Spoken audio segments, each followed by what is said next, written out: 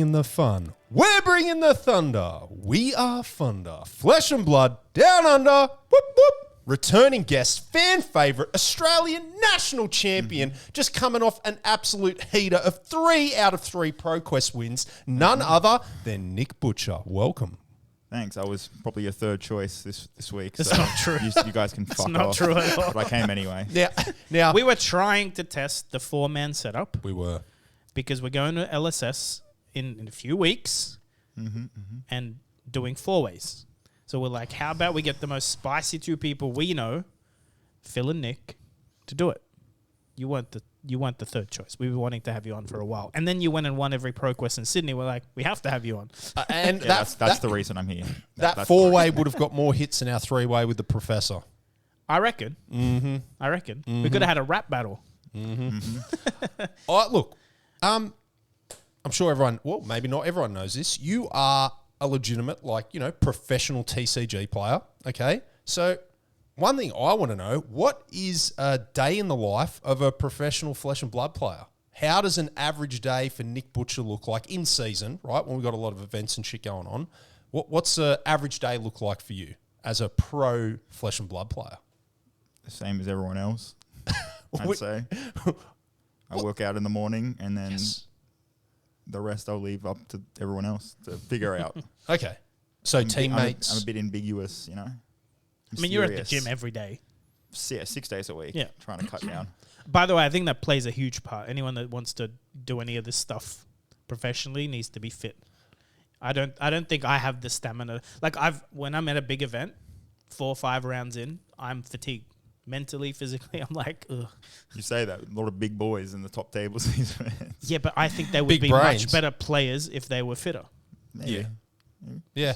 Dude, that's been proven a million times in esports. Card games are just, you don't have as high level competition. You had $1 million prize in event. Yeah. It'd be different. But typically, how many hours do you think you would do of practice or testing or Not much. theorizing? Nah. Not really. He's a Honestly, liar. I'm not. I don't play very much, to be honest. I thought this was a full-time gig. I thought you were grinding 8 hours a day. But like, for instance, right now with Oldham, you've been on that. Someone claimed recently to be the most experienced Oldham player in the world, which was funny. You've been testing playing Oldham for a long time. Oh, yeah. 'cause Like you don't feel the need to sit and like reps on that right now. Nah. Yeah. It's fundamentally But if it was a busted. brand new hero like Arachne, you'd probably be spending a lot more time Yeah, playing. yeah. Right? Yeah. And you're doing that with Dro, Mike? Yeah, I was, but Yeah. can't possibly beat Oldham.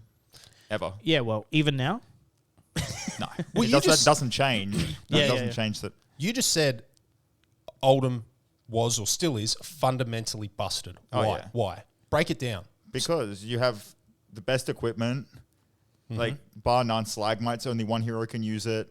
And then you've got big attacks. You've got Rouse the Ancients, which is just absolutely absurd, right? Like, because you have all. So a blue shouldn't have 7 go again off 2 cards. So say you go pitch blue, Rouse, reveal, and then you go pitch for hammer. That's 11 damage, and your hand is 4 blues. Like that. No other class nothing can can do do that. You can't do that with anything else. And like the fact that they're blues and you can pitch stack it. I think Crown of Seeds is like people are complaining about it. It's fine. Like it's not be all and end all. If they got banned, I don't care. Like honestly, but then again, people are complaining that. I mean, we'll get into the ban list if you want to transition to that. Unless you want me to do it for I you. think we do that after ProQuest. We talk about some ProQuest shenanigans. If you want to start with that, Well, you won 23 matches and lost 1. Mm-hmm. You lost to our friend Justin, who's been on the show. yep, I did. High rolled, I heard. What do you think your Elo's going to look like after 23-1? I don't care. Like Elo is so. Like, honestly, the people that say, "Oh, I can't play ProQuest, my Elo might get affected." Shut up. Just play the game. Like that's why you play. Whatever. Well, Elo's Who cares? also accurate. Like it works if you play. It doesn't work if you don't. Yeah, like 'Cause that's why some systems have like a degeneration or whatever for Elo if Yeah, you yeah, don't yeah. play, right? yeah. Because it's not accurate if you just... I remember playing PUBG professionally, and one season I played one solo game, and I won. I went 18-0, and I won, which means I had 0 deaths. I didn't ever play again in solos that season, so I'm the number 1 in the world for that season. Nice. I'm not. On the ranking, I'm not. Elo can be like that. If you have one good run and then never play again, Yep. you It can... is. Yeah, it is what it is. It's inflated. Magic ran with the ELO system way back in the day, but they found out that it just had a negative impact on the game because your best players and your top players Won't play. yeah, they were disincentivized to play. So they soon worked out that let's scrap the system because they're gaming the ELO system. They're not turning up to events. And they're just like, we want our pros to be at all the events in the stores, playing, experiencing the game. So they just got rid of it. And they say it was one of the best things that ever happened. I wonder what chess does, because the events are full of pros. So I wonder what happens with chess. But then there's a slow creep up. Maybe they use, because there's different types of ELO. I don't know, but I know there's some, like, if Flesh and Blood, the top rated player now is probably 1900. Yeah, I think it's nearly 1900. Sure. So something next like that. year, if the top player is at 2100, you can't just not play Yeah. because you also have to keep up. Yeah. Like, do you understand what I mean? Yeah. It's not a fixed loop. It's whatever. Like, it does go up with the more players join or whatever. Yeah. You made a video, I did. which I shared around. Cool. We all have opinions on it. But basically, Sydney had 3 Pro Quests. I went to one of them. I gave you my tickets to the other 2. You're Yeah. welcome. I mean, I definitely gave it back to you. We had a very good deal. He'd let me buy the gold foils, and yeah, that was great for a me. a good price. Won't be discussed. Yes, But yes. it's all fair. And Got we you hit a some sleeves. Luminaris, which was great. There you go. But the main, like, the bigger topic about ProQuest is, in general, I think as an overall, is the price of tickets versus the pricing versus, it's like a sliding scale, also versus how many players can play at the event. Yep. And they're all, I think, interactive, those 3 problems. Sydney had some unique problems, so I'll quickly address that. You know, there's some video, some responses. Dice Commander made one. There's some issues that were unique to Sydney this season that I don't think people understood when you were having your rant about it. Yeah. But I want to get into it, but maybe we go around the table, Paul, me, and then you, Okay. what you think of the ProQuest season that we just finished. All right. First thing, overall, I enjoyed it because I just enjoy going out and playing events. Also, like check out Toltimmy's video on the topic. He went Yeah, through detail. I probably won't spend Yeah. the same No, amount of time. but I love getting out there and playing. I got to spend a lot of times with people like Nick that I haven't been able to. So I developed deeper bonds in the community through playing in these events with a lot of people. I met new people. I got to, people from Melbourne, people from Central, other parts of the community. So yeah, it definitely had its issues, right? And I'll talk about some of them. But overall, I love getting out there and playing in these, larger than Armory events that are still in local stores. I do like that. I love the big events and I love the Armories, but I like the in-between. Me too. And I think that's really good. So what don't I like? I don't like caps in a store if they can. So if a store can hold 60 people and they're capping an event for 32, that's freaking appalling, okay? I've said that and I think that is appalling. If you can hold 60 and you're capping at 32, there's a serious problem there. Now, and that happened, okay? It did happen.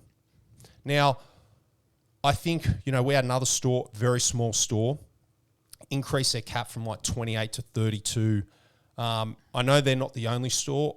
A bunch of stores around the world, I think, got caught with their pants down this year. They didn't anticipate the demand.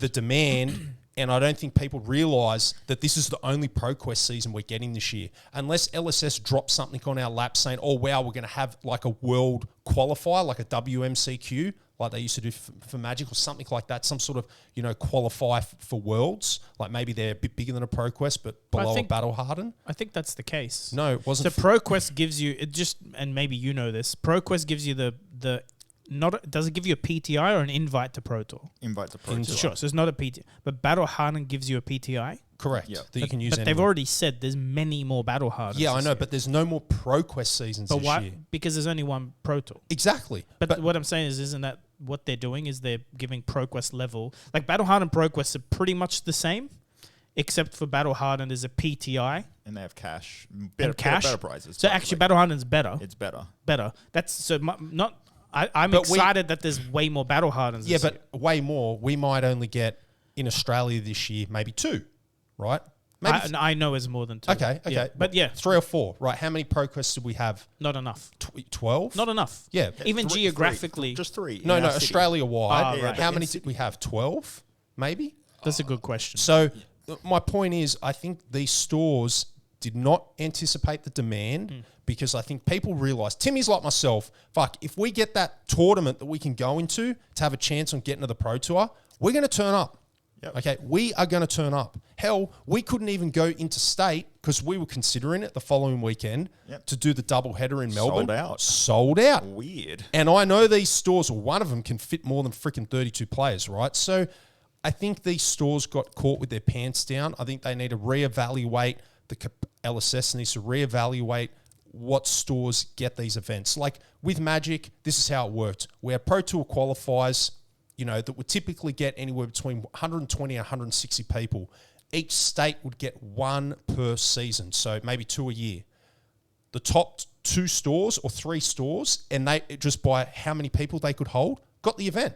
So 1 year it would be GamesCube. Next year it would be Mega Games, etc., etc. If you can't fit at least 120 people, you ain't getting the event, right? That's how WotC did it locally here. It was just a numbers game.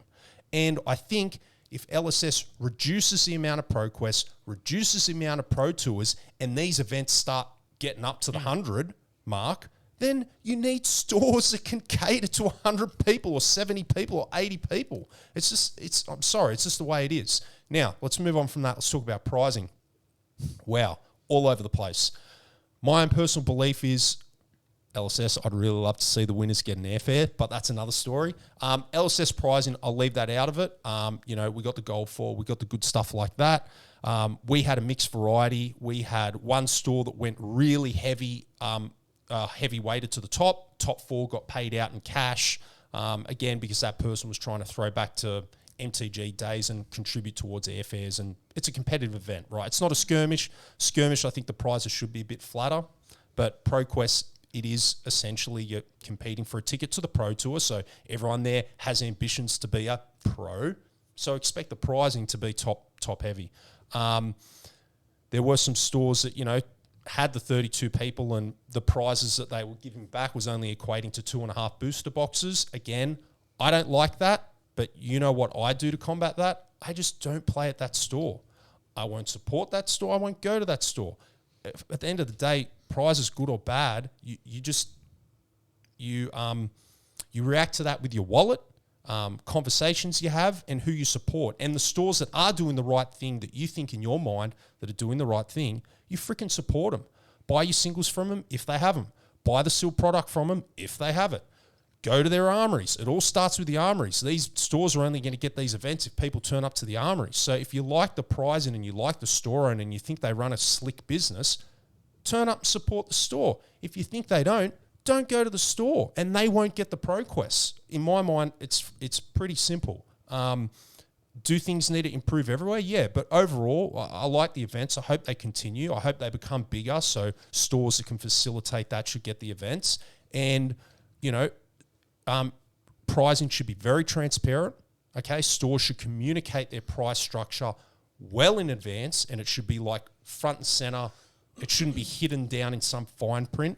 Everyone should know from the onset what they're signing up to, what the price structure is going to be, and don't catch anyone out. So that's my summary of ProQuests. That's what I've got to say on it. I think where I'm coming from, the main thing is, and not just me, so your video, Dice Commander's video, very, very, very different opinions. I kind of think everyone's a bit wrong, and I'll explain why. I don't like anyone saying a store should, because you're assuming, that's where Dice Commander's probably, I agree with, is you don't know what that shop needs to do to run the ProQuest. I have a big issue with shops calling out cost as a reason, because if you're running it in the shop, it is just a big armory. Now, unless you're cancelling your big D&D event or your big miniature, like unless there's like a A and B and you're losing $2,000 worth of revenue to run the ProQuest, and that's maybe you need to cater for that. But in our experience in the 3 stores that ran them in Sydney, no one cancelled shit to run the ProQuest. It was run like a big armory. If anything, they made a lot more money because of the amount of people in the store, singles, secondary sales, if they had them. Again, it's fucking crazy that these shops don't have singles or you order singles and they don't get them to you on time. Like, that's crazy, but that's another thing. Or seal product. Yeah, shops with no seal product running ProQuest. There's a shop that doesn't run armories. They've got a ProQuest in Sydney. That's where the rage is coming from. People in the US, etc., that have an opinion about this. They do not run armories on a weekly basis. We don't go there. The scene's dead. It's been dead for months. Then they ran a ProQuest. And they married it up to a miniatures event, so they chopped the shop in half. No one went to. So let me explain what I think, like, as an umbrella idea here is. First of all, you don't have to fucking run a ProQuest. So if you're going to complain, but I have to shut my shop. It's extra work. Don't fucking run it. Say no to the email. You get the email months in advance. Fuck off. Don't run it. I'm sick of hearing that. Nationals said that. And we have a big issue with who ran our Nationals because he said that to our face on the day. It's like, I don't have to run this. I don't make money. Dickhead, why are you running it? I wouldn't run something at a loss. Oh, wait a second. You're running it because it's good advertising for your shop. You're running it because it's a pat on the back from LSS. You're running it because your locals want you to run it. So shut up and run it. Or don't, but don't complain. I think everyone should understand that you are not forced. You are not forced. If anything, it's a license to print money and free advertising because you end up on the LSS page and they probably put you in their article, right? You get content creators turning up, making videos in your store. You have a captivated audience. This is my biggest issue. This is not free market choice. We don't have to go to a ProQuest. There's a limited amount of ProQuests. If every shop got a ProQuest, we would pick who we'd go to. Certain shops would be empty. Especially if they all ran on the same day. Some shops would be empty. But we don't. So it is up to the shop to kind of cater to us for pricing, for price support, for how much they're charging for entry, how comfortable the shop is, because we have to go. The only way to go to Pro Tour is, well, not the only way, but the only way to get an invite is these 3 events in Sydney for us. You're complaining about it. You're jacking the... So I wrote down some notes. Like, my biggest issue is the LSS sent a thing saying the max amount you're allowed to charge is $50. The maximum, I believe, and I think the community believes, is if you're renting a venue, you're paying judges, you're paying staff, you can charge up to 50. That these are like the 150 player ProQuests in the US where that would make sense charging 50. Then you got stores here that are running a mini armory on the side. Shouldn't be charging 50 or 45. That's a $15 thing. You don't pay for anything, right? Like, why is it any more than an armory? If you've trained me to get 2 packs for my $15 when I come to an armory, why isn't it just $15 for 2 packs for a ProQuest? It's only because you can, because you have a captive audience that doesn't have a choice but to go to your store. That's why people get angry. Because we don't go to that armory. So that's already proof that you're not going to go. But they won't get another one. Well, we've heard that. We've heard that. Right. If they get another one, then the system is broken. Then we need to have a much louder chat about it. But it's not even about calling out a store. By the way, this shop doesn't not run armories because we've boycotted them. No. Their local scene just doesn't play there anymore. None of us are actually local to it, as an example. There's stores that are much more rural. And that's another thing that Dice Commando brought up in his video. Max pricing is 50 Aussie. Why the fuck are rural stores charging near the max? Why? If your rent is $300 a week versus like a store in the city whose rent is $10,000 a week, do you know what I mean? That's why the pricing structure exists. That's why it's max pricing. So you've got to, like, because he mentioned something about location, and in the middle of New York is more expensive than like Jersey, and they're not that far apart, but it should be much different. I think why people get angry is they see every ProQuest is very close to max pricing. They see the pricing, even when it's pricing that the shop has inflated, it's only like 50% of the value of the ticket, and we're used to getting like 80% of the value of the ticket. I have some disagreement with that. Let the shop make money. I agree with Andrew from Dice Commander. Like, wanting the store not to make money in the ProQuest is bad for the community long term. You want the store to make money, but I'm a consumer as well. Give me a reason to give you money. So I had a lengthy chat with a local store owner, and he saw the light and he's doing it. Run a free event and see what happens. Like, you can run a free event, get a sponsor. It can be free. People will probably spend more in your store on goodwill. Just give them the opportunity to spend the money. So if you go, there's no entry, but there's a barbecue and there's a donation bin for a charity, and here's a pallet of sealed product you can buy, I think you could get away with charging nothing. And I think you'll have a profitable weekend. I'm the type of person that's likely to spend a few $100s if the ticket's free, because it's like a tip, but I don't want to tip you. I want to buy stuff, but I'll make sure I buy something significantly more than a $50. You're voting with your wallet. So would you, so would you, so would everyone in our community. We all have a disposable income. That's why we play card games. You're going to spend $50 in the store. You're definitely going to buy your lunch there if they offer it. I think it's not such a complicated problem. It's just shops are using the max pricing and going there without justifying it.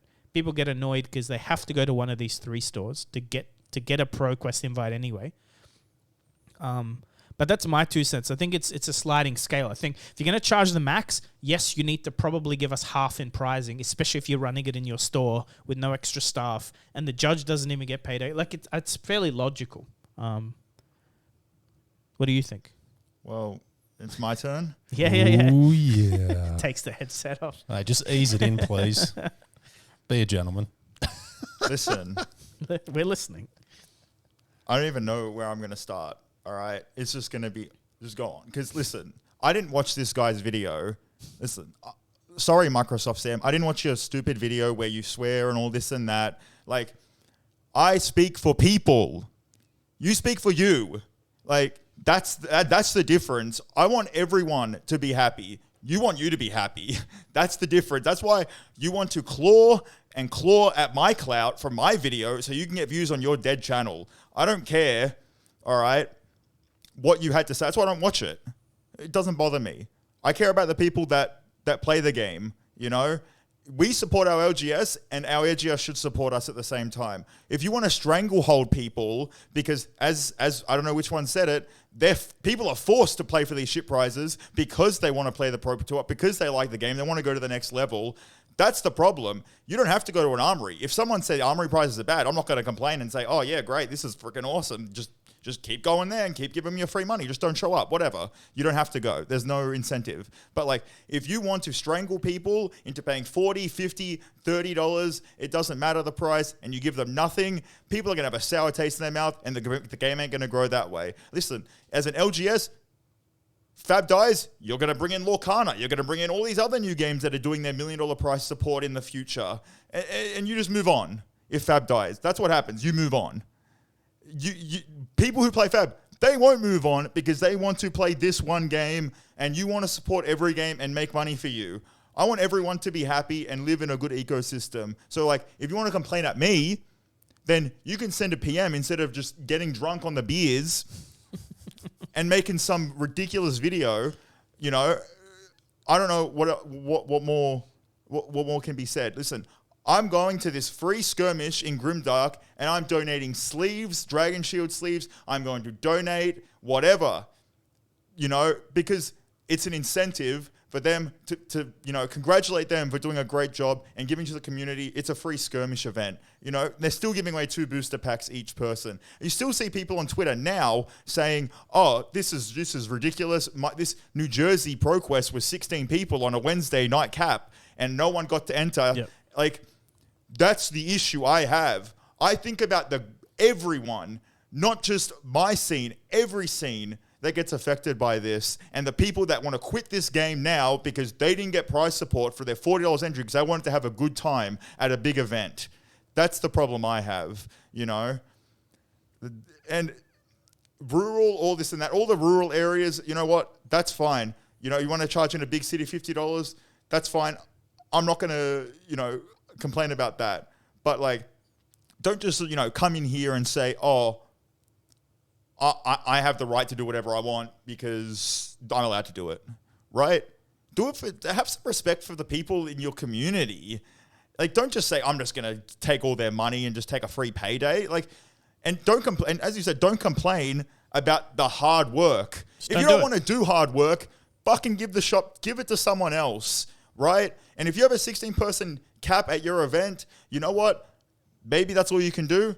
But then it's on LSS to say, okay, we're going to give more ProQuests, and we're going to have more ProQuests. There's one Pro Tour this season, And that means that we should have a 6-week ProQuest season. More stores get it, more events, more people get to play these big events. What is 3 weeks? Sydney had 3 ProQuests, and every one of So them. let's clarify. they were capped. Sydney had Technically 2. no 4. Yeah, because Blood Rush is not Sydney, right? Yeah. But most everyone there was pretty much from Sydney with a outside handful of Sydney. locals, right? Yeah. Our biggest ProQuest was 49 players. Mm-hmm. That was also sold out. People wanted tickets to that, couldn't get them. Mm-hmm. Correct? So we had more than 50 people in Sydney wanting to play. So we had the choice between a 49-player ProQuest in a store that was extremely fucking hot and stuffy, that was still open for retail, still had Magic being played. It was very, very uncomfortable. Mm-hmm. But it was the best one, I think, out of the 3. Yep, because it was But more then there people. probably was 60 fucking people. Like, we could have easily got another 10, 20 people if someone just rented a hall. Might have got 30, 40 more people. People want to if- travel interstate. Well, some people did. That's why we had because there was no 49, Melbourne and they were events. complaining that they couldn't get tickets. They're like, how can we not get tickets to any of these events? We tried weeks ago. Yep. The other events. They were shopping. They were trying to buy them, like scalping them. That is on LSS as much as the stores. But what I'm saying to the stores is, if you can only fit 32, if you're not communicating, we talked about this off camera, why the fuck aren't the store owners communicating going, shit, we sold out. You sold out? We sold out? Maybe we should all think about expanding. Like, just because you're in Newcastle or Wollongong or wherever doesn't mean you can't rent a hall in Sydney and run your ProQuest. I don't think there's any rules against that. Like, No. if you can sell the tickets, get your ass up here and do it. Ask the community. We'll come and set up tables. Paul and I will be the first 2 people there setting up tables. Yep, and you could do It's these on-demand people aren't drafts as well. trying, man. There's no ambition. It's like 49 times $45 is this much money. I'm going to give half of it in prizes, pocket the money, that's it. But like you said, there's no thought of, well, fuck, not everyone can even play. Mm-hmm. The temperature in my store is not even comfortable to play in. Like, and having 32 players in Sydney right now, like, it's a good problem to have, and maybe we'll not see it again. But you can't be having 32 player ProQuest when the other one's selling out for 50. So, which means it's probably the demand for like 70 tickets, Yep. and then giving them to stores with barely 24 seats. Yeah, and as I said, there was heaps of other ProQuests in America. Like, I think I was told that the friggin' Texas That's what I was comment sold out at 20 people. Yeah. And they have just disgusting amount of players that want to play. in Texas. Yeah. Holy crap. Like, But that's like, I don't know. I'm actually not, I don't have that much experience in running events, but I imagine this is why I think Brandon's doing it in Grimdark. He's putting the tickets up 2 months in advance to see if they sell out so he can expand the venue. I think these guys know well enough in advance to actually leave the option open and then decide to. Same as, by the way, let's talk about this. Outsiders pre-release is coming up. I bet you none of the stores are doing this thinking either. Going, let's put tickets up and let's see if we need a venue. but I think they get a certain amount from LSS decided to them. So if they No, say no, we can that's only have prize 16, support. no, we can only have 16 Sure. people. If that's capped, Yeah, that's yeah. capped. But the next battle harden they get, the Yep. skirmish they get. Yep. I don't think these shops are thinking like there's a disparity between what the community wants and then what the shops are doing. Yep. Especially in Sydney. That's why I commented on Dice Commander's video. I'm going, buddy, he made some very good points in the specter of the US with as many events as they are. Like if you are a pro player in the US and you are happy to drive, you could have gone to 4 every weekend. Yeah, and you get battle hardened Yeah, but every that's- other weekend. Like it's different because if you had that option here, which like Phil does, you've done, like you'll travel to Brisbane. I've gone to Brisbane like we'll travel, Yeah. but we still have limited options. They all end up on the same weekend. Mm-hmm. I think that the issue is uniquely Australian, the way our population's spread, and these very small stores still getting supported for these large events.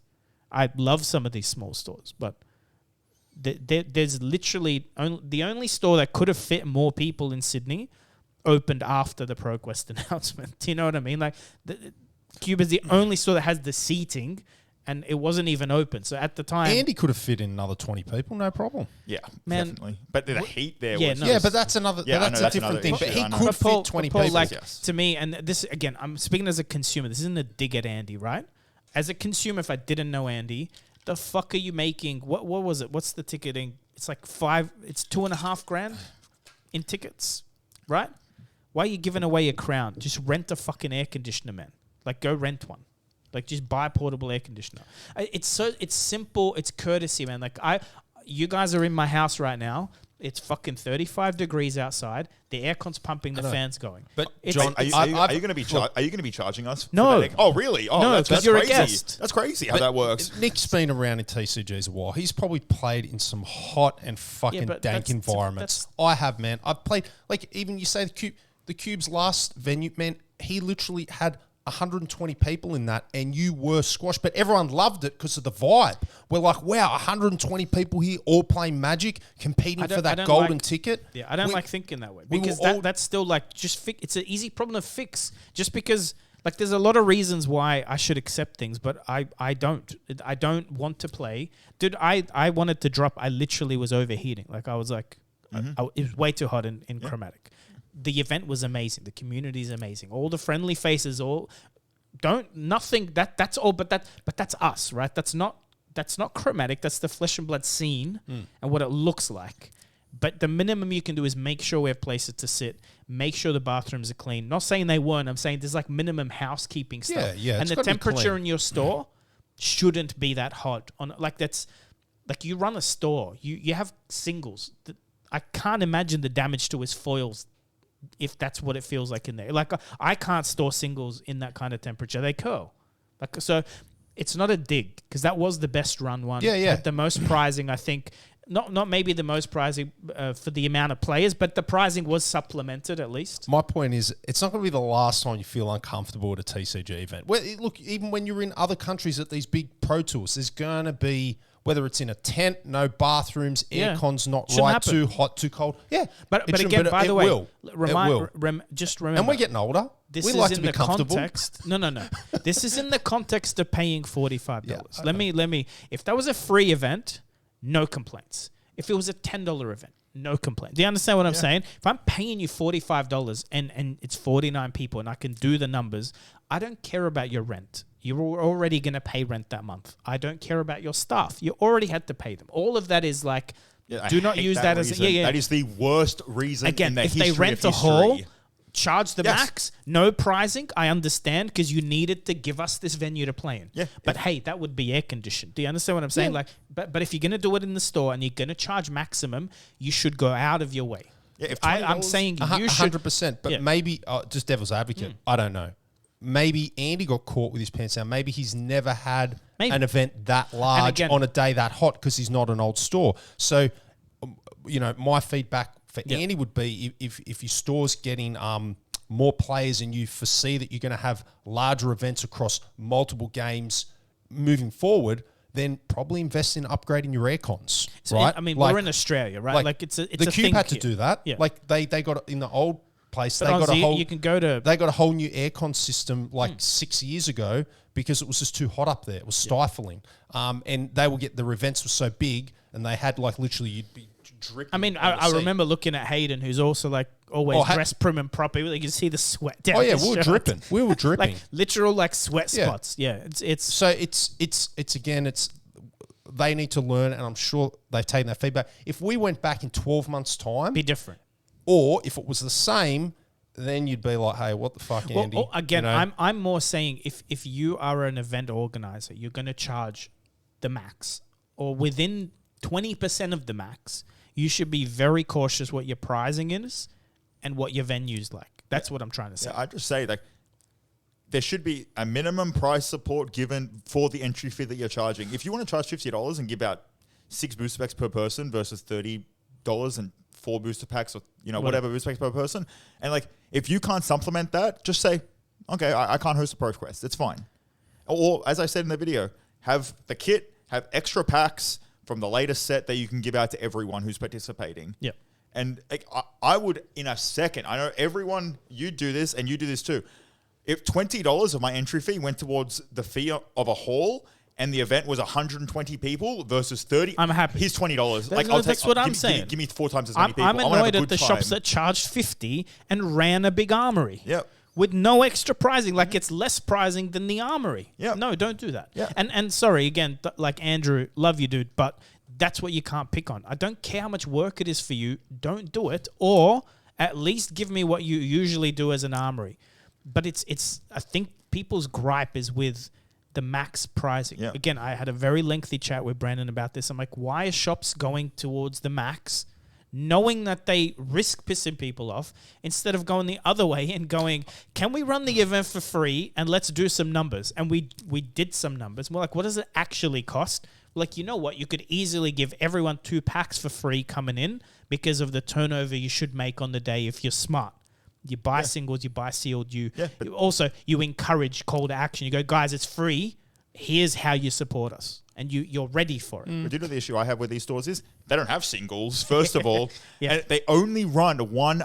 Yep, here's my Armory event. That's all I can run this week. There's no on-demand drafts. Yep. There's no singles in the shop. Nothing like that. So when they say, oh, we're struggling and Fab isn't, that isn't popping off that much, you're not doing everything it takes because you are either lazy or you're making money from other things, and that's okay. Oh, you're right. That's great. My experience to date, they're hobbyists. They are in the industry they want to be in.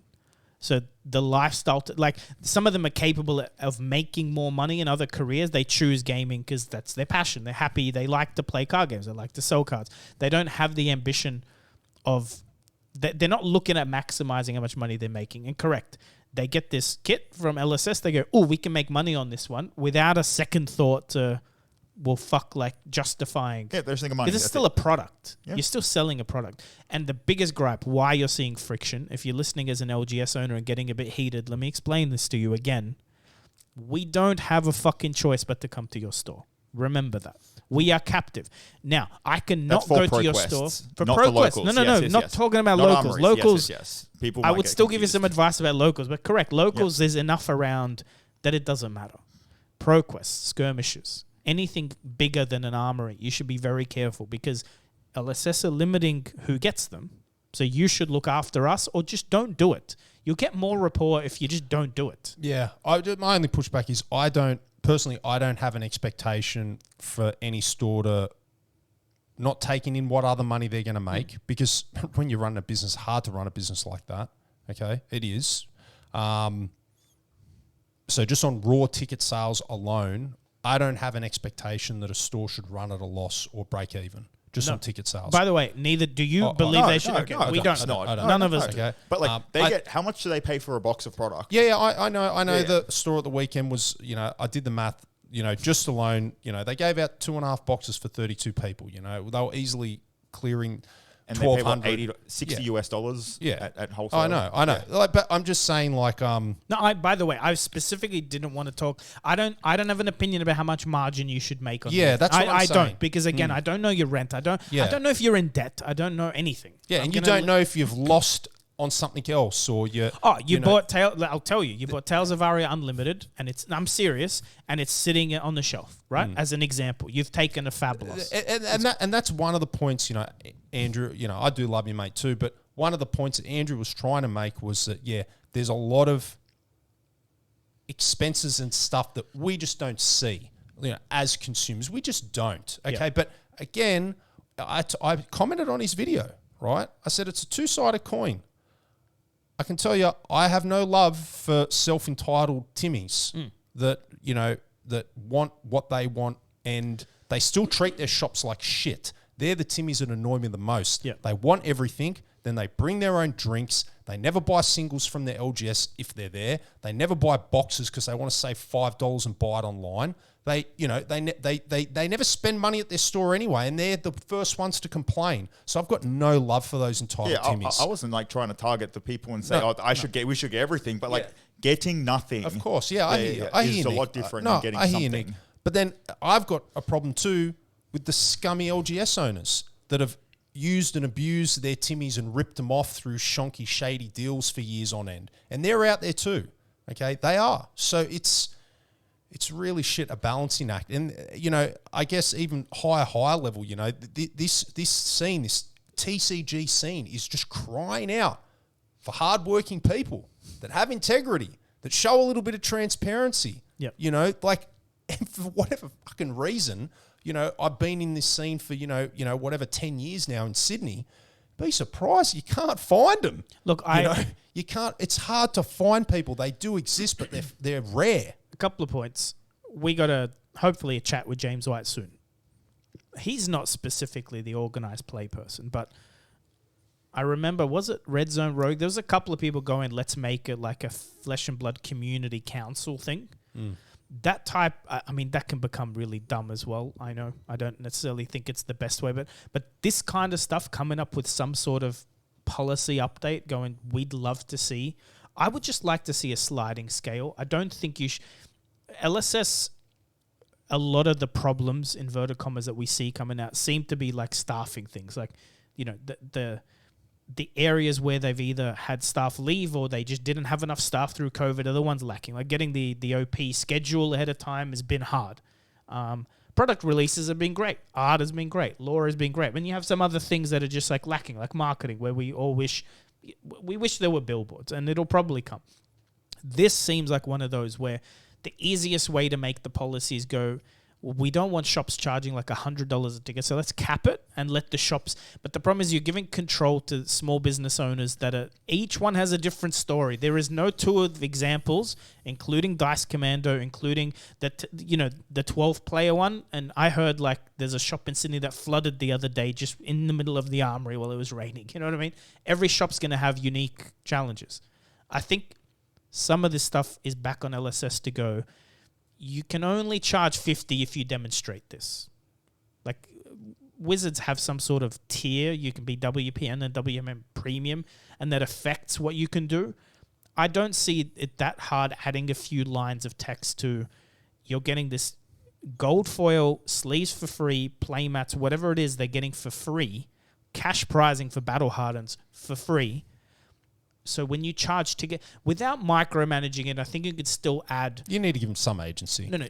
Yeah, but you can't. I think it needs to be clear that the 50 is only if it's an external venue, as an example. Like if that's all it said, and the max you can charge in your own shop is 30, that would probably fix most of this problem. And I don't see a justification of charging 50 in your store. Because also, I feel like it's quite condescending to pay you 50 so you give me that much in booster packs. Fuck that. I don't want your booster packs. Let me buy booster packs if I want to. Charge me what you need to charge me and give me agency with my money. So if it's all it said was $50 external venue and the cap has to be minimum 60 players as an example, then you're telling stores, because Dice Gainer makes this point very well, except I think in a bad way. LGSs aren't event organizers necessarily. If you're asking to be an event organizer, you need to pay them. We're arguing that they're not all running events. They're running armories in their store. Like there's no additional cost. So I just think that's the very simple fixes. There should be a max pricing for if it's in your store with a cap under 60 and max if it's outside of your store cap over 60, because then it's a tier. And then your local store doesn't have any reason to be gouging the pricing. Because then in your city, we would have had maybe one big one with 100 players and maybe a couple of small ones. I think prize gouging, look, out of the three, I think we witnessed it really in one particularly. But, you know, there's a whole other debate about how prizes are paid out. We don't need to go in that here because that really is opinion-based. But maybe they're charging you $45, but again, maybe some people are flattening it down or flattening down to top 16, and then other people just going, heck, top 8 heavy, baby. Sorry, Timmy, you pay your 45, but you're only getting your one pity pack. You're not getting 5. Sure. You know, it just, as long as the players know that signing up, okay, they know well and truly what they're getting themselves into and who's getting that prizing. You know, the reason I don't feel that works is because I still don't have the choice of which ones to go to. Yeah. That's why I have an issue. Again, for your armory, if you want to make a top-heavy armory, I stopped going to a store that had top-heavy armories, but it's just because I don't want to always play the best deck, and I don't want to play against people playing their best deck. I just don't want to. That's fair. My issue with ProQuest is we're having a discussion around prize for entry versus prizing, but it doesn't need to be that complicated. The prizing is already there. We're there for the gold foil and the PTI. Everything else is like a bit of a... It's like old school TCG, like we expect packs. But if the event was free, you don't expect packs. Do you understand what I'm saying? They're only charging 50 because there's a gold foil that they didn't pay for. That's where the anger comes from. They didn't pay for shit. So where are the costs? What I'm saying is the stores that you're saying you don't have a problem with the pricing. The reason I do have a problem with their pricing is they only did the pricing because they're able to charge 45 a ticket. If they were unable, they wouldn't have thrown in that out of the goodness of their heart.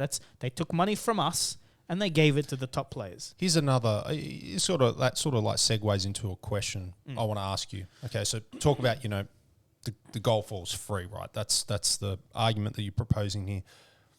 No, I'm saying there's a scale. Somewhere in the middle is probably right. Yeah, but like for example, what's every year? I don't know if LSS does this, by the way. Maybe they do it through events. So that's sort of what I want to get into. WotC did thank you products to the LGSs. You're a good LGS. You're selling. You run F&Ms every week. You're doing drafts. You're selling our products. So every year, I'm going to give you a From the Vault, like a specialty box, right? Nick's walking out. I'm going to give you a specialty yes. box. I've heard, of like 6 promos. They stopped doing that? Yeah, a long time ago. Because WotC are wankers, mate. They're getting the LGS out of the equation. They're doing it through Secret Lair direct to the player base. Yes. But it used to go through the LGS, and it was with a product way to make money From the Vault. It's like a thank you. I'm only going to charge you $25 for this product, but recommend a retail, you can sell it for $200, $250. Okay, so again, it's like the Golf 4. It's the same. They're getting it for way cheaper. They're getting a booster box, but it's what's he saying of thanking you? Hey, you can cash in a few grand on this and help you out with your overheads over the year, or maybe give you a bonus or pay your start or do something. Yep. But that's a little, a little bit of a thank you. Now, I don't know if LSS do that yet with their products. I haven't seen a product line quite like that, and I haven't heard people talk about margins like that. Maybe it's through their events that they do that. But it'll be interesting to talk to James about that, because I know that he'd have an opinion on it. And I know that old school way that these TCG companies would reward their retailers, because it all is in the LGS, they would do that. They'd give products with huge margins, massive margins. But I think you're touching on the correct thing. I now own a singles business. I would argue in probably the largest single business in Australia, because I talk to Good Games and I'm doing more numbers than them, and I think they are the biggest. Talking about Flesh and Blood. The reason that's relevant, talk to the LGSs, none of them, the good ones, the savvy ones, are trying to make money from events. That's just not. The event is just something that brings people in your store. It's everything else you make money from. I believe it's the same with even Warhammer. Like, Warhammer itself doesn't have high margin. It's the painting and everything else and the little accessories that you will eventually make the profit on. Trying to, here's what I'm trying to say. If your business is not profitable, running a ProQuest, charging the max pricing once a year will not help you make money. That's nothing. It's a cash infusion, but this isn't what we're talking about. If you want to make money, events are not it. You need to leverage the event. When I say free, I'm talking about there's a sliding scale where you can, if you know you can get 100 people in your door, you should have a metric on what 100 people foot traffic for the day means in revenue, and you can probably justify doing the tickets for free. Should you know? I don't recommend anyone does an event for free. I don't. Unless you have a sponsor. That's where you go find someone that's actually going to give you the $2,000 to put a banner up. Because as a single store, that's what I offered a store. I said, you run the event for free, I'll pay for the event. But then everyone buys singles off me and I'll make that money back. And it's a good business model. They do that in the US, except in the US, what will happen is MinMax will sponsor an event. I think they put the prize ticket up, like they put $10,000 in. So they give it to the players. But on the flip side, you could just pay everyone's entry. It's the same sort of, right? And that's more flat because everyone plays for free. And you're right. Selling product at a margin is better money. If LSS wanted to do that and they offered a product with higher margin, that'd be great. But singles are good money too. At an event, people, if you've got a buy list out, if you're prepared, it's the best. You should have a buy list up. Because again, I'm likely to grab my trade binder at an event that I feel I got very good value in, because I do that with Hemel and Spencer and MinMax at events, because I know how much they do for the community. I go up and go, look, you can buy this stuff. They're like, shit, we've got no how to find those. I sold Hemel too, at under what I could easily sell them to friends, because it's a trade and I know we'll sell it to someone who wants it for the event. That's how you make money. You can't rely on tickets. This whole discussion, you're not supposed to rely on the entry to make money, right? Not saying they need to rely on that. Yeah. And you need to find higher margin products. Run a sausage sizzle outside. get a caterer to cater the event. Like, would you know if someone gave you a lunch menu for an event and said lunch is half an hour, everything will be ready? The Mega Games sausage sizzles for their Pro Tour qualifiers were epic. Epic. Right? They'd have them out the But back. this is They were not so thinking good. that. You're right. We have to have a big event at Bunnings. Well, that's it. No. Well, Grimdark's last event that had a sausage sizzle, that was great. It was for charity as well, I believe. It was also actually, Brandon's outside with an apron. It was actually very good. Like, it was good. It was nice. It wasn't just, it was better than a Bunnings one. I think before I'm we allowed to move say. on to the Yeah. ban and suspension, I think, this conversation, we're trying to bring the community together. Like, I think that it doesn't matter what side of the spectrum everyone's on when it comes to this. Hopefully we all want the same thing, and that's for the game to freaking grow, right? And I think it's good to have these conversations. I know people don't like when people's opinions come out. Even if you don't agree with an opinion, it's still freaking fine for someone to have that opinion and they can share it openly. We're not living in a freaking dictatorship here. People want to say something, let them say something, okay? That's my opinion on it anyway. People shouldn't feel scared or intimidated not to share their opinion, right? That's the way I feel. Unless your opinion's wrong. Then Yeah, fuck well, off. if they have something so terrible and so bad, people will call them out. They'll get shut down naturally anyway. Okay, so I just think the whole point of this discussion that we're doing, trying to end it on a positive note, is we're trying to grow the game. We're trying to get the voices out there and hear from different perspectives, because all of our perspectives are slightly different on it, right? Well, Nick's most of what I got from your videos, you're annoyed that a lot of people, including yourself, wanted to play, couldn't play. Yep. I had to not play for you to play, Yeah, and I which is appreciate fine, that, yeah. but that shouldn't have to happen because I would have played. Do you know what I mean? It's quite simple.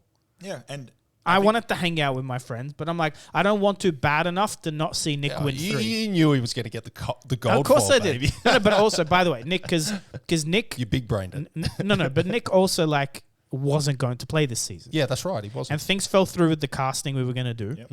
And he's like, I realized something about Nick. There was less pressure this season and he was going to kill it.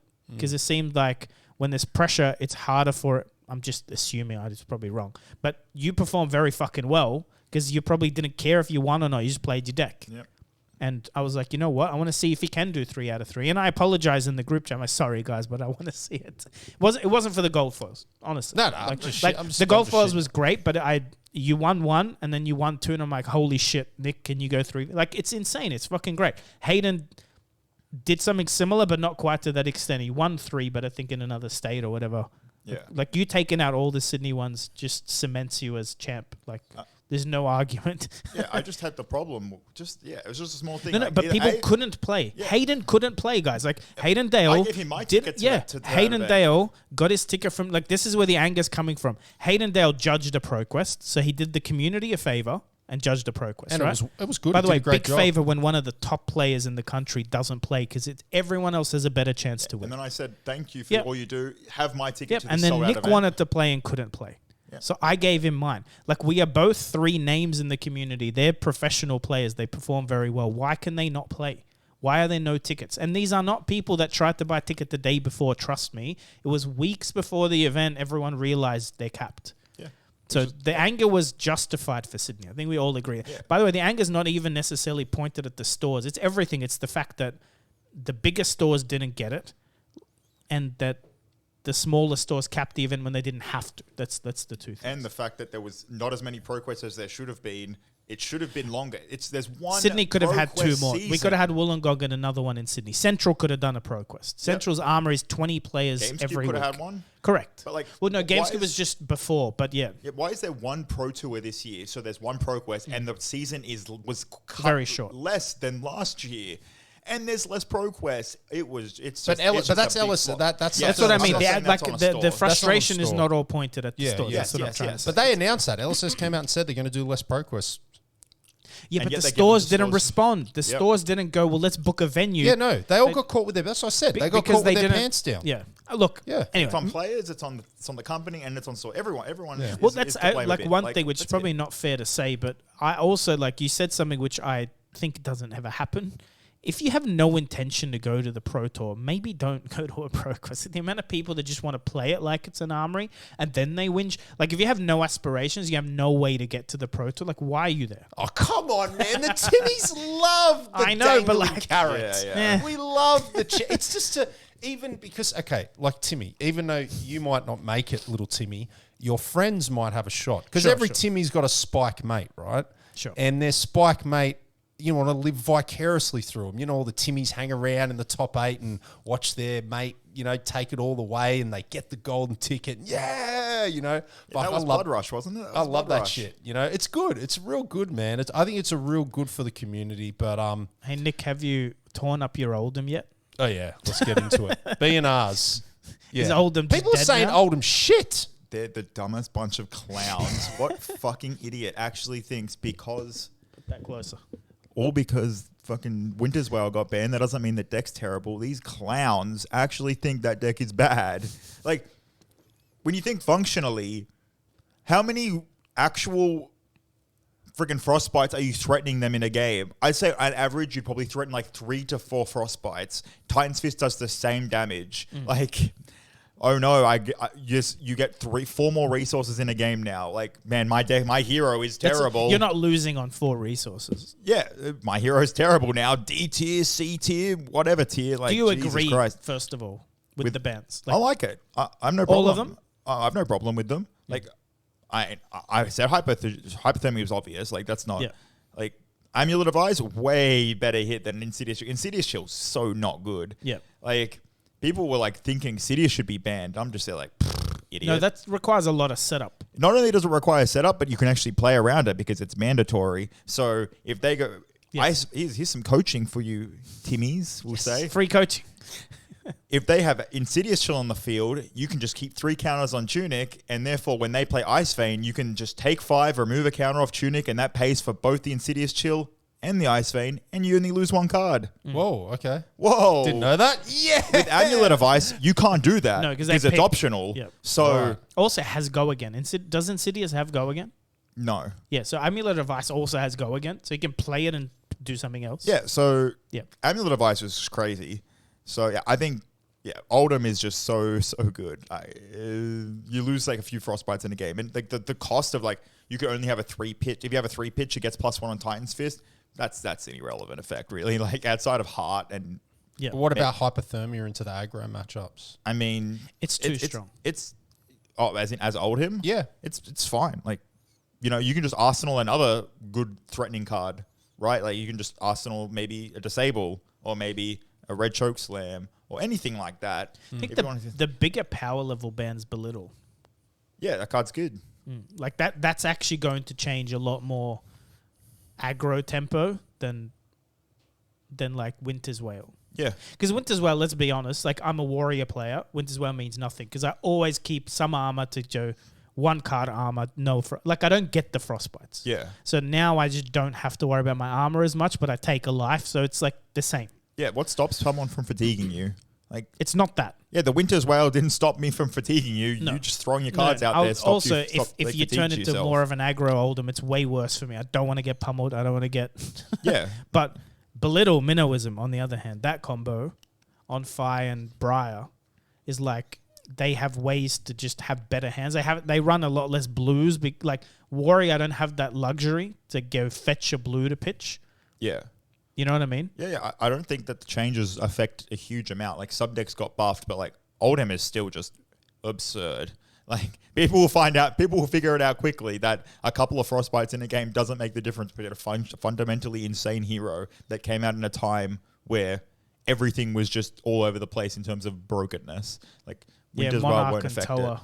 it. I said this in the last time we were on here, that the heroes from those sets, like the 2 from Toa and the 2 from Monarch, are just too good.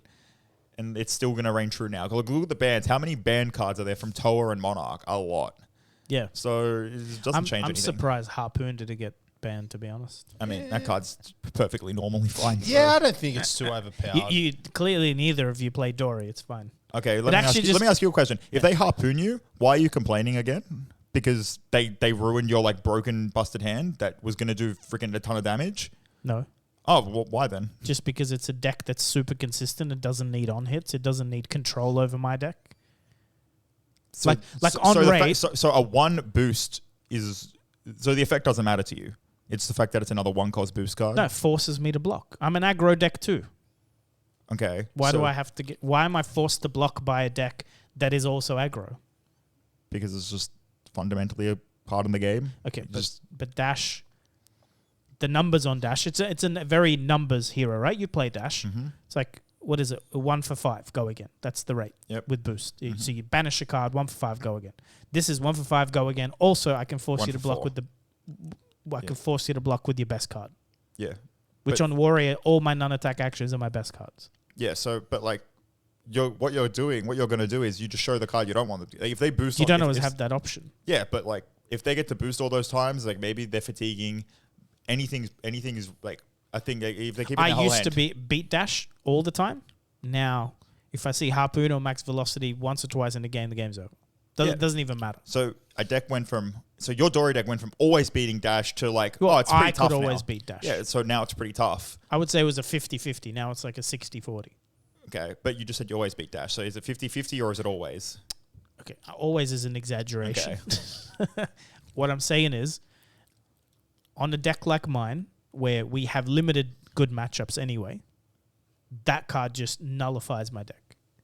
Because I need a 4-card hand to keep my counter, and they just go, no, you have to block with whatever it is, Sharpen Steel even. You just nullify. You see my hand as well. It just makes my deck not work.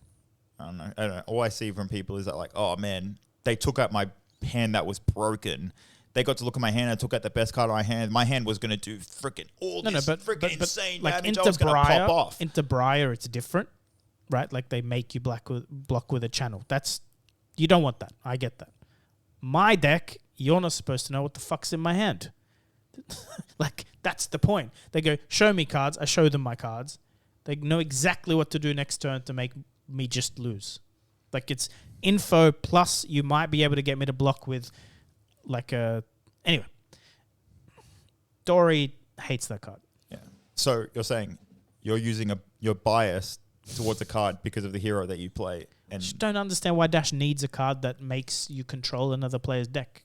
The way Dash is designed with constant going, like Dash has its flavor. None of its cards have on hits nearly. Like the on hits, you know what I mean? Like the deck itself is just go brr, right? Why did they add a card that just has this new mechanic that Yes. didn't need? It Incentivise. was already good. It was winning callings. yeah, I mean, it incentivizes you to fatigue them if that helps. I can't But like, fatigue him. but the issue is now that like, Dash is lost. Like hypothermia being banned, Dash is so much better. Yes. Because Icelander will never beat Dash. Never now. I don't think. It just won't Dash happen. did have game into Oldham. Yeah, definitely. I played a 2-hour game at Blood Rush. Yeah, that Like- was fucking epic. But yeah, so Dash got majorly buffed. Briar got buffed with hypothermia, and like I don't know, people are just going to complain about channel Mount Heroic again, and then it's just going to be a whole cycle. People just like to complain. Oh, yeah. And the people are going to complain. yeah, they're the ones who have the loudest voice. So Yeah, look, I'm not fussed. Bans, no bans, what they banned. yeah, I'm playing no matter what. So what's the one complaining? My question for you, Nick, and you know, I was talking to John about this before you came in, is about the relationship between the ban list announcements, the living legend system they have in place, which is meant to rotate heroes out, and you know, the OP environment, right? When it comes to like big tournaments, making them fresh and vibrant, community feel bads, because literally they the explanation for not banning Crown, I'm not saying whether it should or it shouldn't. was cringe. It was like, no, this is a feel bad, therefore we're not banning it. Okay, so first off, I probably a bit too many points, but Living Legend, do you think it's a working system? Do you think LSS has taken it as seriously as they used to? Is it a moving goalpost? Do you think it's you know, what are your thoughts on this? I mean, they changed it because the heroes they wanted banned got banned. And so that's why they reverted it or changed it to back to where like heroes don't get many Living Legend points now because of the fact that Chain's banned, Starbo's banned, Prism's banned. They hate those heroes, so they wanted them gone. That's pretty much like the bottom line. Like that, I got. We've had a public answer about this. Oh, yeah, it 3 changed. times now. It was meant to be changed a while ago, No, but they but were just waiting for Prism to get banned because No, they hate but that the hero. answer, like directly from James White 3 times, including my channel, is not my channel, but I think at all the 3 big events were LL is not like there's a misconception that still gets repeated that Living Legend's not supposed to balance the game. That's not correct. Its primary design is not to Correct. balance the game, but it is there as a failsafe, which it did in Starvo. That's it. Like Starvo was so good that they just didn't ban it because it's like, oh, it's going to LL this season anyway. Let it LL, and that's it. So ban and restricted list is for balancing the game. Yes. Living Legend points and accumulation is for Slow rotation. For Slow rotation. why? Because eventually, But if your hero's balanced, right? yeah, If your hero's balanced, yeah, but I think they don't want a meta with 60 heroes in it. I okay. think they want 20-ish heroes. Yeah, that's what I think it is. It's also, by the way, it's impossible so it's to keep the format small then. I'll look up this number. A game like League Legend that has 100 heroes or whatever, the team that just balances is probably 100 times bigger than LSS. Just the team that balances. And because the numbers become stupidly complex, Brent could help us with the complexity of it. But I already know because I asked the dev this question.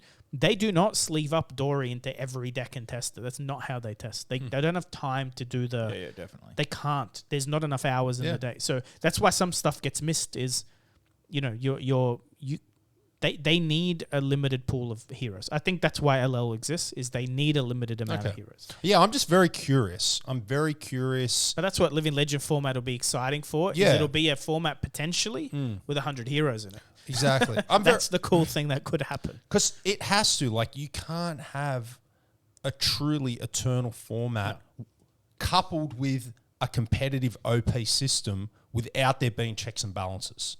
This doesn't work. You're already seeing some remnants. I don't think everyone notices this. Icelander got released twice. Arachne got released twice. That's them slowing the fuck down on hero releases. That's nothing but that. So they go, here's young Icelander. Let her play a skirmish season. She actually won a couple before she had all her tools, and then they released the CC. But that's not new testing at LSS. Do you understand? They more thoroughly tested. Arachnid be the same. You're getting a reprint. This next set doesn't have that many new heroes. I think that's to do with card releasing. No, as but well. also has to do with LL. They don't want to pump 5 new heroes a set into the system. It's impossible to balance. It is not fun. It's also not fun for the community to go fall in love with a new hero every set and build a whole new deck and $1,000 and then Arachne spike and down. You know what I mean? Yeah. Like I like that I just play Dory. It's actually cheap. Like the deck's expensive, but I never buy cards. I need like 6 cards from the new set and I'm happy. This next set, unless there's some crazy good generic or some good equipment in it, I won't touch Which it. I think every set should have good generics. I agree. Just to have selling points. Like No, which I think they're doing a good job of. I'm saying I've noticed, and Monarch, Tails, 4 hero sets. Big problem for the game. Oh, sorry. Toa's 3. But the double element, now you've got Reprint Azalea, probably no new text, Arachne, Katsu, Benji. You've got 4 heroes in a set that are not new. That's good. Because maybe Katsu just becomes better. And if you ask the average ninja player, they're probably happy to just play Katsu with new toys than a brand new ninja. I don't think they're going to reprint a young Katsu. no, it is. It's the young cards. I mean, reprint a new version of the young Katsu. oh yeah.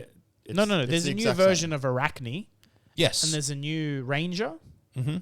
Correct. Azuri. Young and old. There's 2. And Riptide is And the young- Riptide. Riptide. the new- yeah. Young and old. So there's 2 new assassins, 1 new Ranger Correct. in the set. But Yeah. that's a low amount because one of them's Blitz only. It's 2 new CC heroes we get this set. Yeah, that's it. Which is good. It Yeah. keeps the game tight. And Arachne already exists in the game, and it's not dog shit. Like it's not S tier, but it's not it's But not at there's the a new, bottom. there's a new Arachne as well. Just young though. Yeah, It's yeah. just Yeah, the young. Yeah, So correct. that's sort of irrelevant for Yeah. CC competitive Of course, meta. yeah. We're just seeing them slow down anyway, which I'm saying I like.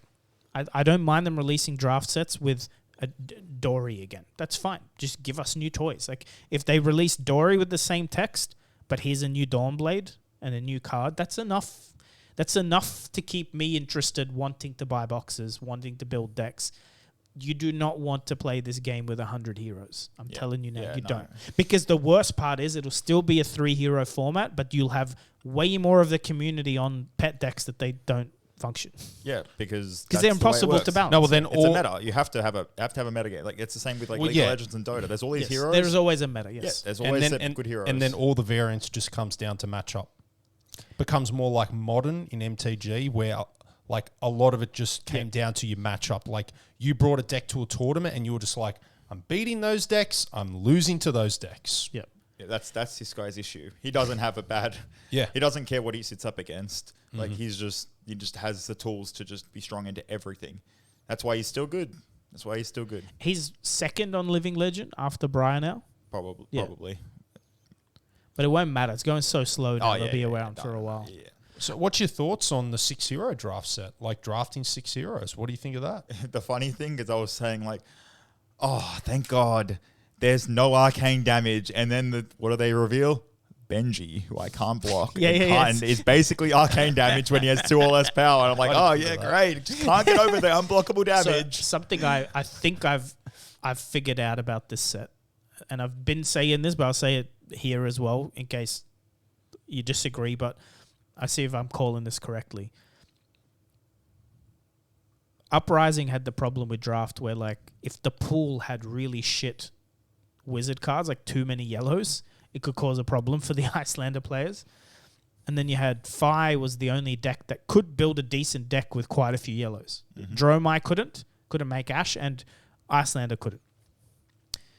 One thing that's really important to note here is you're going to draft a ninja, and you're not stuck on Katsu or Benji till the end of the draft.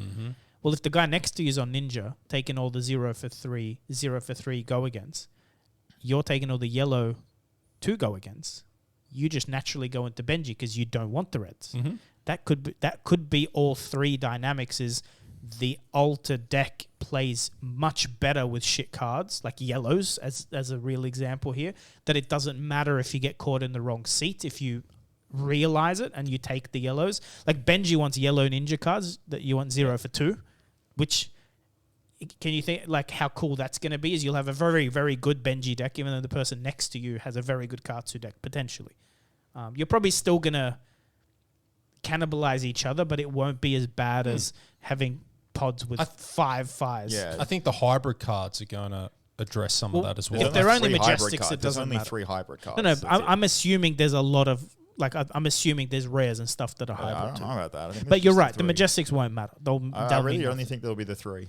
I think I think to make the draft work, it's like the dual element thing. They're going to have a lot of dual cards. That's Yeah, what I think. Yeah. Or at least dual equipment. Like the equipment will be, you can use Ranger Assassin or Yeah, something. I hope they just get rid of like cycles on certain cards when it comes to limited. Like, sorry, like yellow Ice Vein will never see the light of day in any format, so there's literally no reason to print it. Just have blue and red. Like, well, why is that problem? And then you can just have another card in that slot. What's funny is they did do that in With Fire. Uprising with all the Draconic only Yeah, they cards. were a cycle. They're only reds. They were right? a cycle. No, the Draconic ones. Yeah, they were a cycle. Some of them aren't. Yeah, but they were. Explain. They were reds and blues. Like there was a yellow burn away, there was a blue burn away, and then No, but some of them are red only, right? what do you mean? Some of the commons in Uprising are, Yeah, like are red burn, only. Yeah, burn away and all this Okay. stuff. Yeah, in development, there were blue ones. but Oh, they got rid of They got them. rid of them. So- but they didn't do it to Iceland. Nope. Like, yeah, it's just, I'm sorry. Which they should I have. understand what you're saying. Yeah, Yeah, yeah, yeah. No, I'm agreeing. Like, Yeah, yeah. I think they tried, but they only did the Draconic ones. But then the Draconic ones inherently are really bad in Dromai. Like, Yeah. they just, the power level on Fire is just so much better on those cards. Yeah, because it just has go again on it, which is just Yeah. super Do you good. see that as, Nick, something that LSS might do moving forward is getting away from each card must be in all pitches? I hope so. Do you see that as they're going to become more defined where it could be one, even a common, could be 1 pitch, 2 pitch, maybe 3? Do you see them going harder I down hope that? so. Yeah. I mean, it makes it. I mean, unless they don't have time to like make, because I mean, it's so easy to make a cycle of a card, right? And say, oh, here's 3 cards in a set, let's go. Instead of saying, let's individually craft 3 different cards in these specific colors that are like functionally good into like everything or this and that, you know. But we'll see. I don't think this set will have it. But like as I said, if there's like all right, this hero plays yellows, so generic yellows, cool. I can just fit it as like a like Prism would, just a resource card. This deck functions on blues. This deck functions on reds. So like I can take these generics that are red and be all good, and then it's like pretty reasonable. And then like the cycles of them would be useful because like one deck would want the yellow one if they have to. One deck would have the blue one if it wants to. The minute I saw Benji, I'm like, shit, Benji runs the most janky cards because Yeah. they're very good as twos. Yep. And they become overpowered because you can't, like, they could do this nutty Yeah. combo. So it's just going to feel fun drafting Ninja. You see a lot of yellows, like, holy shit, I'm going to wreck this pod with Benji. Yeah. And you just take all the yellows. And also, yellows just pitch better for all intents and purposes. If they're running Kadachis or something, you like also. That's if Kadachi's in the set. But you know what I mean? Like, if it's a similar type weapon, you want yellows to pitch to weapon because the problem with Fi, you can't always pitch to your weapon. You might have good, you know what I mean? It could be very fun, but then it made me think assassin, because one of the assassins is lower life, which means more aggressive. Yeah, I think they'll reprint stuff like Sink Below in this set. Yeah, They'll be Sink Below will be in the set, I reckon. You Or reckon? Fate. Sink or Fate. Because Fate makes more sense. Want to play off the top. Fate but, like, makes more sense. reprint that I'd love one. to see. Yeah, it. and just maybe Red Fate. Who knows? Well, Never again, know. why not? Yeah. Yeah. Why not? Like, why not reprint cards that are It's, good? I did the numbers last set. I can't remember how many cards are in the set, like comparative to like WTR. It's a good gauge. Yeah. Because if it's like a 300 card set versus a 500 card set, it's very different. Yeah, because I remember back WTR Arc, Monarch, Toa, it always said new cards, but now they just scrap the new cards part. Yeah, no. There'll be reprints should exist. Yeah, nothing wrong with it. Yeah. As long as they're not foil. Yeah. Yeah, which was good because Scar was never a foil. So I'm happy if they reprint Man, skins. red, like there's some foils that just, again, running the single shop, looking at data is nutty. Like red sync foils, unlimited, should by rights should be a $2 card, not a $2 card. What is it, 10? Yeah. Yeah. I just have the alpha ones. I don't even look at the prices. Pink belows. Yeah. I have the pink foils, so I just don't even bother looking. As a sync set on thing, I just play with all my... I think one thing Expensive. too, like the energy level around discussing like ProQuest versus bans. Bans we can't control. I've never understood like the vitriol that like you literally have no say. It sucks if you just bought a Cold 4 Winter as well. I can understand if you're annoyed if you just like, say one of our locals just built Icelander is now like, oh, okay, my deck doesn't work. I mean, it's But still other fine. than that, well, my advice is if you're a new player, don't go straight to the top meta deck because this is what happens. If you go, what's winning the most and build that, you're most likely going to see changes, or at least it'll get lulled quicker. Second, it's like ProQuest, we can have an opinion, we can change. Some stores will change their behavior, or LSS will change a policy. Bans restricted, you can't change it. You just, now there's a new meta. Yeah, Even if well- potentially the meta changes nothing. Well, we I think I will. got 2 callings pretty much Yes. in the next 4 weeks. Oh yeah, 5 New Zealand. weeks. Man, Okay, there's we've a got. whole bunch of us going to New Oh Zealand. yeah, Oh, yeah, it's going to be pumping. So, before we close this up, predictions for indie calling, which is like in what, Yes, couple this weeks, weekend, right? And and New Zealand's a few weeks away. These bands, do you see a shake up in the meta? Like Nah. top 8, do you usual suspects or? Yeah, I think Dash is a lot better. Yep. Briar's better because of Hyper Band, but that's going to win Indy. The hero right behind you, that will win Indy. Whoa. Yep. Well, wait, Whoa. who's going to be playing it? I don't The know. top Oldham player Could in be the world? Could be Matt Rogers. Could be. Oof. That's right. He's going, yeah? Yeah, so- What about my man, Bolton? I mean, I think he's still. Hypothermia. Highest conversion rate for the first week of ProQuest, just saying. People say that That's about great. Bolton all the time. That's great. I know.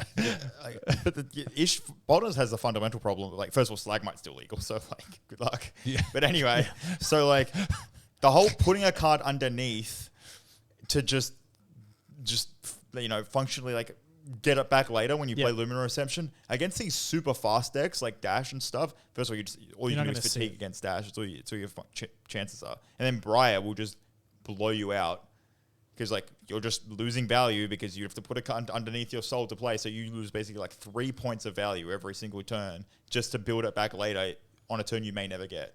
So it's still going to not be great, but I guess it's better.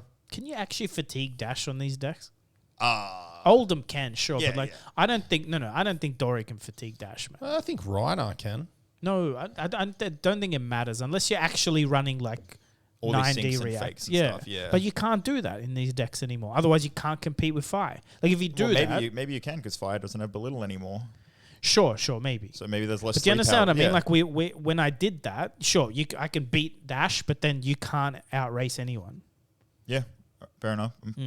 So, but maybe you can just play a control Dash, a control Dory strategy. But if you're going to play Control Dory, just play a good control deck. You know what I mean? Yeah. Like, I've never understood going down that path. Any but- predictions for you? Any deck sleepers? No, that I'm might I'm move more up? a spectator these days. I haven't been testing. Like, Yeah, but I mean, I'm playing the people calling. are saying Katsu, Stocks, to be Rose. honest, can I tell you the truth? Mhm. Because you know who I'm traveling New Zealand with. Mm-hmm. The Rhinar god himself. We're just playing Rhinar in the Battle Harder, man. We're going to get that gold foil. It doesn't matter. Like, even I barely know how to play the deck. I've won every armory on it. It's just dumb. Mm-hmm. It's just stupid. But nothing beats it. I So- beat it in the mirror if I draw my Blood Rush Bellows first. Oh, look, it's when I say nothing beats, I'm saying the win rate is literally like in armories over 90% for him. And I'm pretty sure like in a Blitz high level event, it's well over 70%. Mm. Now, can you lose? Sure. And there's a matchup variance, but man, you win a few dice rolls, it's just the game's over. It's just dumb. Going to announce your new coach. Team. Sorry, Mr. Folks. I've cheated on you, mate. That's right. Fab School is going to be opening up very soon. Hopefully. Allegedly. Via a Patreon, you'll be taking students. No, I won't Oh, be. okay. It's just video content. But I am going to be testing the waters of coaching with my first student, if you want to announce who that is. You're looking at him, team. The tall Timmy will be Nick Butcher's Fab School's first student. I'm going to be diligent. I'm going to put in the work. Yeah, okay? Free of charge. Free No- of charge. no- He's doing no this. cost. That's right. So I'm going to be coming into Auckland hot. And then, yeah, if that, Hot. who knows, if it succeeds well, maybe I'll do it for real. Yeah, that's right. So Nick and I have got a few weeks to prepare. No doubt we're going to hop on the Discord and we're going to get busy. And yeah, I'm really looking forward to it. I can't tell you what deck, what we're doing just yet, but no doubt. Not that we've discussed it in any way. no doubt Nick's going to come up with a plan. But look, I just want to go with what the coach says. Just how I was with Matt. Hell, I had no intention of playing Bri for Nats. And he just said to me, stop fucking around. Do you want to actually win your games in Constructed? The decks that you're talking about are terrible. Bri. And I had such low self-confidence in playing the game. I said, I can't possibly learn how to play this deck in 2 weeks. He said, yes, you fucking can. And this is how we're going to do it. Yeah, and to me, I don't care what hero someone plays if I'm going to coach them, because I'm not going to coach on your hero. It's the fundamentals, like everything surrounding your hero, like the macro strategy, playing like the matchups, knowing what the opponent's hero does, like scenarios where like what's the best play and all this and that. Like Flash and Blood is way more about knowing what your opponent's deck does. Because you should know what your deck does, but knowing when to block or what the potential damage is. yeah, Because the worst thing you do in Fab is blocking 2 cards when you should have blocked 4. yeah, Or not blocking when you should have blocked. Do you know Yeah. what I mean? Like not seeing the win, which are all fundamentals. It doesn't matter what you're piloting. You can Yep. usually... Well, I'm going to be a better. good student. I'm going to put in the work. I'm going to do my Fab School homework. And I just want to lift my fundamentals. and if this works, then that's a good promotion for me. Yeah, like I'm going to try my best, and I always want to improve. I know I'm never going to be a top player, but hopefully I can just improve a little bit, because I think if I clean up 10-15%, I really believe my overall game will become a lot better. Yeah, there you go. So I think So hopefully I'll launch soon. It's just, yeah. I mean, I have an intro all sorted, this and that, but like, I think you're overthinking. Just fucking record, man. yeah, that's true. That's definitely the I'm issue. serious. right? Just Yeah. record. Yeah. Because every time I see you in a video, I'm like, I like watching this. Just record. that's what Yeah. John and I did. and it will improve. It will improve. That's the thing. You get an Yeah. intro done 3 months in, you just put the intro up, and Yeah. people are like, oh, great intro. But don't overthink the beginning. Just record. Yeah, well, when you gets the thing though, when you charging people, that's where it's kind No, of I think it's the like information that a matters lot of the people most. will still pay for the content if it's good, Yeah, even yeah. if it's not Like- polished. Yeah. Like if That's- it's just good yeah, content. it's smart. Well, like Yeah. Man, people know explained. you're a good player. They still want to pick your brain, and they can't pick your brain. So they can pay somewhere and watch you talk about the game. Yeah, They'll do that, even Yeah. if it's just you with a camera. yeah, which is good with the new meta as well. Yeah, and you don't need like scenes and transitions and the cards on the table. It's all great, but just hit the record button. Yeah, Improve at every video. As long as you improve every video 1%, man, in a year, your channel will be the best. Like if that's all you do, your channel will be the best. Yeah. So like John started no talking, camera on, because he wanted to film himself opening boxes, and Yeah, he just did it. Me, I just fucking grabbed my son's phone, bought a booster pack from Good Games Macquarie and a $5 selfie stick, and I was on my way. I had no idea what I was doing, but that's all you do, you know. But you have a much higher. You're starting much higher than that. Yeah, People yeah. know you're recognizable. You have the accolades. You just have to. You just have to do it. Yeah. All right. Thanks, everyone. Get in Tuning there. in. See you guys in New Zealand. Head there. Subscribe Oh yeah, we should mention. if you're still listening. Go rewind back to minute number 1 and subscribe. Yeah, subscribe, and we'll see you in Auckland. It's going to be freaking awesome. All 3 of us are going to be there. Oh, there's a whole bunch of people. It's gonna be Yeah. good. Oh, LSS staff will be there. And there's pros coming over from America. I think And it's UK. more than they expected. Yeah. The prize support, the prize money doesn't reflect, I think, the many people that are going. Well, There's going to be a lot of the people. event's capped. Like they have a limit for the hall. Yeah. So we're waiting on some prize confirmations as well. Like Okay. we've pushed back as we talk into the organizers. Yeah. We're like, hey, what's happening with that? They're like, we don't know. We got to talk to LSS. You should have a conversation before running. Yeah. Because one of the Battle Hardeners in the US just had prize pool for prize tickets for playing the Battle Harden. It's great to see. Oh, yeah. Should be. It was like that for the first one at PT1. Yeah. So anyway, All right, guys. Bye-bye. cheers. That's it.